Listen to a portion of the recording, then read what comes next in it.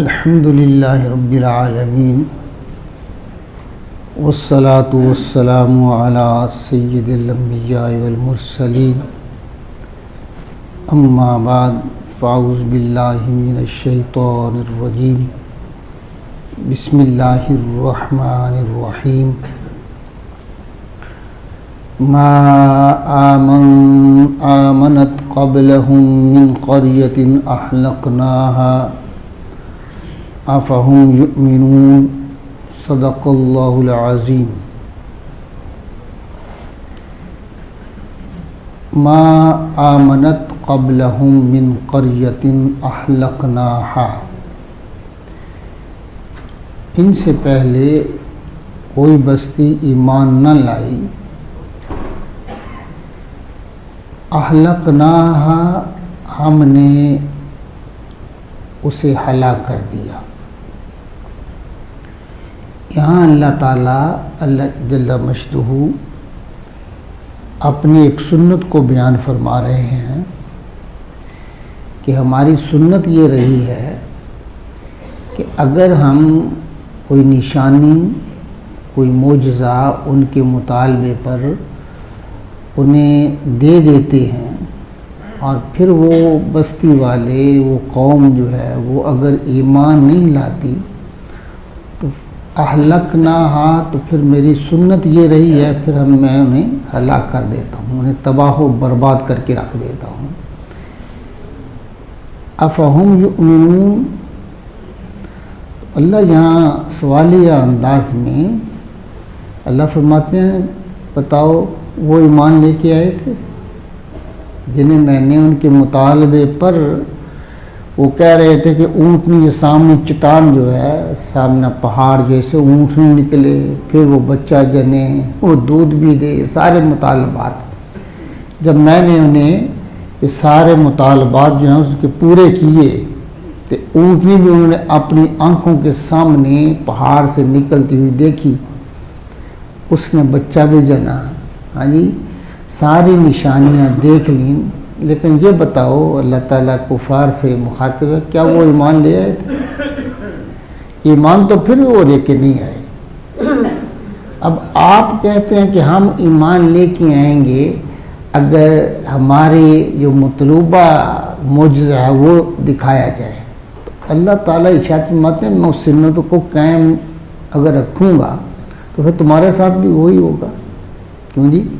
تو یہ جو آپ کے مطالبے پر یہ جو معجزات عطا نہیں کیے جاتے، اس کا سبب یہ ہے کہ میں نے تمہیں باقی رکھنا ہے، میں نے اس امت کو باقی رکھنا ہے، قیامت تک اس کو باقی رکھنا ہے، اور اس لیے ایسا نہیں ہو رہا۔ یہ ایک دلیل کے طور پر اللہ تعالیٰ ارشاد فرماتے ہیں کہ اصل سبب یہ ہے کہ یہ میرے محبوب کی امت ہے، اس پر اس طرح کا عذاب نہیں آئے گا، اس لیے میں آپ کے مطالبے پر یہ کوئی بات میرے لیے مشکل نہیں ہے کہ میں خالق ہوں ہر چیز کا، اور میں جس کا ارادہ کر لوں میں پوری قدرتوں کا مالک ہوں، وہ اسی طرح ہو جاتا ہے، لیکن یہ صرف ایسے اس لیے ہے کہ تاکہ اس سنت کو قائم نہ کروں۔ اگر آپ ایسا کریں گے تو سنت تو وہی رہی ہے، تو سنت تو بدلتی نہیں، لا تبدیل لکلمۃ اللہ، اللہ کے کلمات جو ہے اللہ کی سنت جو ہے وہ تبدیل نہیں ہوتی۔ آگے ارشاد فرمایا وما ارسلنا قبلک الا رجالا نوحی الیہم فاسألوا اہل الذکر ان کنتم لا تعلمون۔ اللہ فرماتے ہیں تم سے پہلے یعنی حضور علیہ الصلوۃ والسلام کی امت سے اللہ مخاطب ہے کہ آپ سے پہلے ہم نے جو رسول بھیجے ہیں وہ تو ہم نے مردوں میں ہی رسول بنایا ہے، رسول تمام کے تمام مردوں میں سے آئے ہیں۔ یہ اللہ تعالیٰ فرماتا ہے کہ میری سنت یہ بھی رہی ہے کہ صرف میں رسول مردوں کو بناتا ہوں۔ آپ یہ کہتے ہیں کفار یہ کہہ رہے تھے کہ یہ تو ہماری طرح بشر ہے، یہ رسول کیسے ہو گیا؟ رسول کوئی فرشتہ آتا تو دیکھیے، اگر فرشتہ آتا تو اس کی دو صورتیں تھیں، یا تو فرشتہ اپنی اصل شکل میں آتا، اگر اصل شکل میں آتا تو آپ کو دیکھنے کی قوت نہیں ہے، آپ جب اس کو دیکھ نہیں سکیں گے تو فیض کیسے حاصل کریں گے؟ اور اگر اس کو انسانی شکل میں بھیجا جاتا آپ کے فیض کے لیے تو پھر بھی آپ کہتے یہ بشر ہے، پھر بھی تم یہی کہتے کہ یہ بشر ہے۔ تو اللہ فرماتے ہیں کہ فیض رسانی کے لیے ہم جنس ہونا ضروری ہے، اس لیے ہم نے ہمیشہ انسانیت کے لیے کسی انسان کو ہی نبی بنا کے بھیجا ہے۔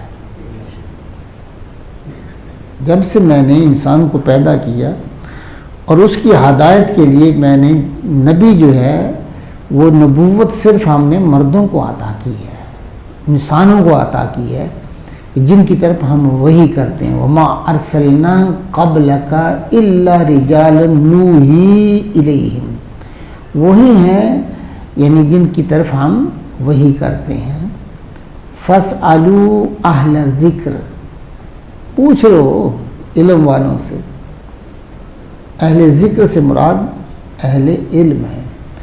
یہاں یا تو پھر مراد اس سے سابقہ کتب کے عالم ہیں، یہود و نصارہ کے جو تھے، یعنی تورات کے انجیل کے جو عالم ہیں، اس سے مراد وہ ہے کہ ان سے پوچھئے گا کہ کیا آپ پر پاس جو نبی آئے تھے یا اس سے پہلے کتابوں میں جن کا ذکر ہے، کیا وہ کوئی فرشتہ بھی تھا؟ آپ ان سے سوال کریں۔ یہاں اہل ذکر سے حضرت علی مولا علی کرم اللہ وجہہ الکریم وہ فرماتے ہیں نحن اہل ذکر، ہم اہل ذکر ہیں، اگر کسی بات کی سمجھ نہ آ جائے تو ہم سے پوچھ لیا کرو۔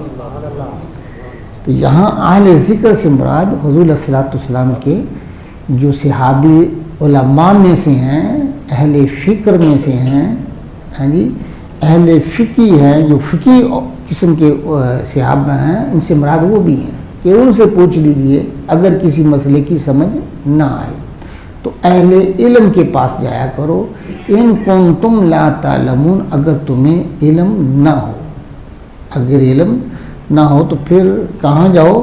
اہل علم کے پاس۔ یعنی ہمیشہ کسی بات کا سوال کو شرعی چیز ہے یا روحانی معاملات بھی ہیں، ان میں بھی آپ کے لیے یہی حکم ہے کہ آپ نے کہاں جانا ہے؟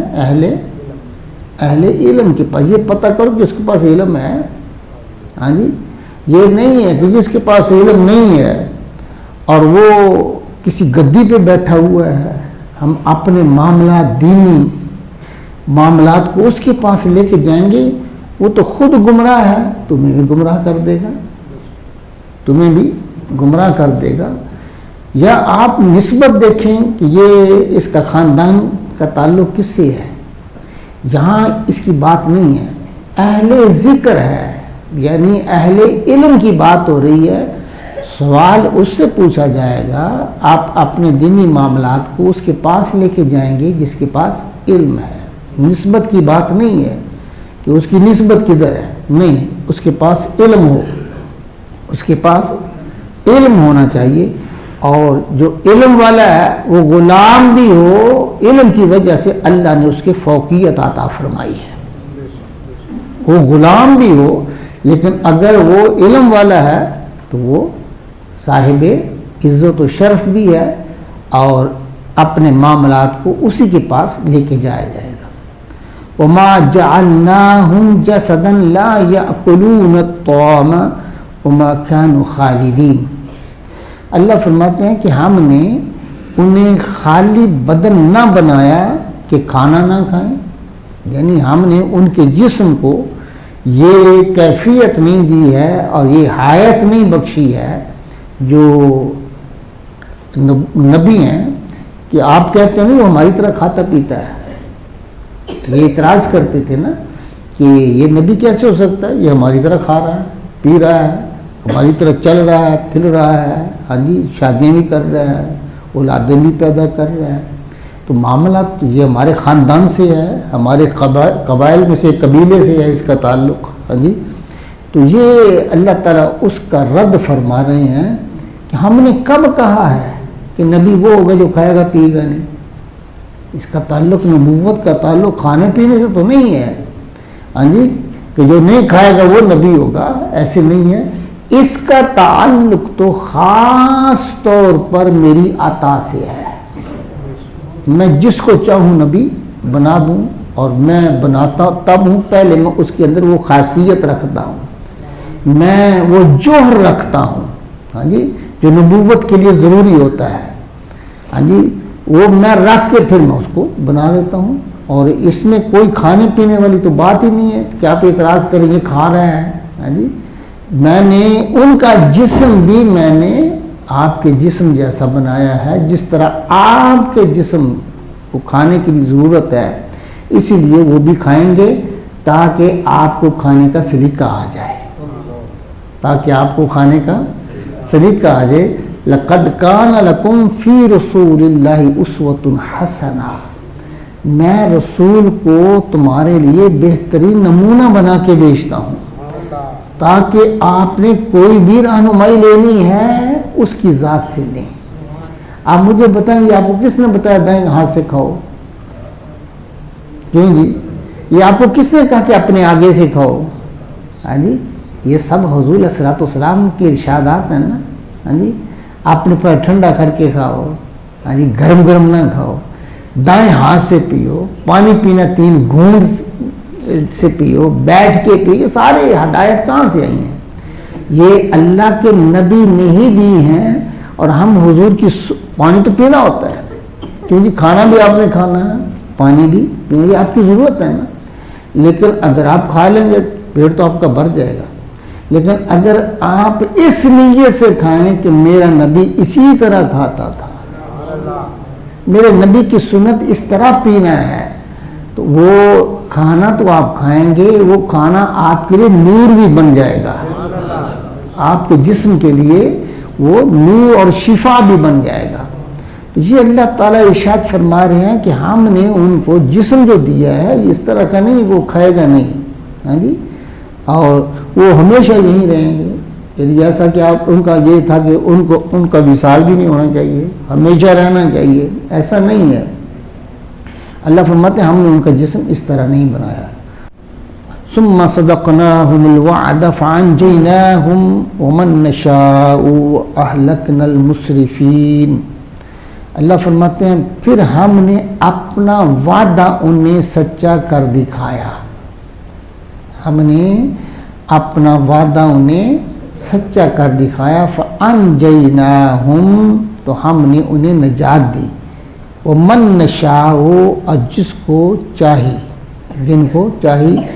وَأَهْلَكْنَا الْمُسْرِفِينَ, اور جو حد سے بڑھ گئے تھے ہم نے انہیں ہلاک بھی کیا ہے, ہم نے انہیں ہلاک کیا ہے. اللہ فرماتے ہیں میں نے اب وعدہ جو کیا تھا اس کو ہم نے سچا کر دکھایا. کیا, جو میرا ہو جائے گا وہ بچ جائے گا, جو میرا نہ ہوگا وہ ہلاک ہو جائے گا. تو ہم نے اس کو سچا بھی کر دکھایا. بستیوں کی بستیاں ہم نے تباہ کر کے رکھ دی جو میرے نافرمان تھے, اور جو مجھے ماننے والے تھے ہم نے ان کو کشتیوں میں بٹھا کے پار بھی لگا دیا, بچا بھی لیا. تو اللہ فرماتے ہیں یہ بھی میری سنت ہے کہ میں جو وعدہ کرتا ہوں اس کو پورا کرتا ہوں. لَقَدْ أَنزَلْنَا إِلَيْكُمْ كِتَابًا فِيهِ ذِكْرُكُمْ أَفَلَا تَعْقِلُونَ, بے شک ہم نے تمہاری طرف ایک کتاب اتاری ہے. فیہ ذکرکم, جس میں تمہاری ناموری ہے, شہرت ہے, عزت ہے, جس میں تمہاری عزت ہے. یعنی اس سے مراد حضور علیہ الصلوۃ والسلام کی امت بھی ہے. کم سے مراد حضور کی امت ہے. یعنی ہم نے جو کتاب اتاری ہے, اے امت محمد, میں نے اس میں تمہیں شان عطا فرمائی ہے, میں نے تمہیں شان عطا فرمایا, تمہیں عزت و شرف عطا فرمایا ہے. افلا تعقلون, تو کیا تم عقل نہیں, تمہیں عقل نہیں ہے؟ یعنی سمجھو کہ جب میں نے تمہیں عزتیں عطا فرمائی ہیں تو پھر تمہارے کام بھی تو ایسے ہونے چاہیے جو عزتوں والے ہیں.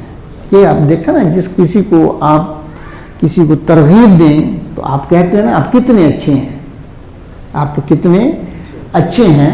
جب آپ یہ کہیں گے تو اس کے لیے یہ کام کرنا ایک شرف کی بات ہوگی. وہ سمجھے گا کہ دیکھیے یہ میری کتنی قدر کر رہا ہے.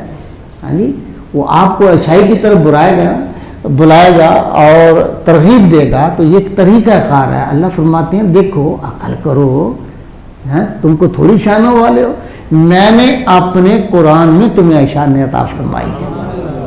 یہ قرآن آپ اس بات پر گواہ ہے کہ اے امت محمد صلی اللہ علیہ وسلم، میں نے آپ کو شان عطا فرمائی ہے. اس لیے کام کرتے وقت پہلے دیکھ لیا کرو کہ یہ ہماری شان کے لائق بھی ہے یا نہیں ہے، یہ ہماری عزت و شرف کے لائق بھی ہے یا نہیں ہے. اگر نہیں ہے تو اس کو چھوڑ دو.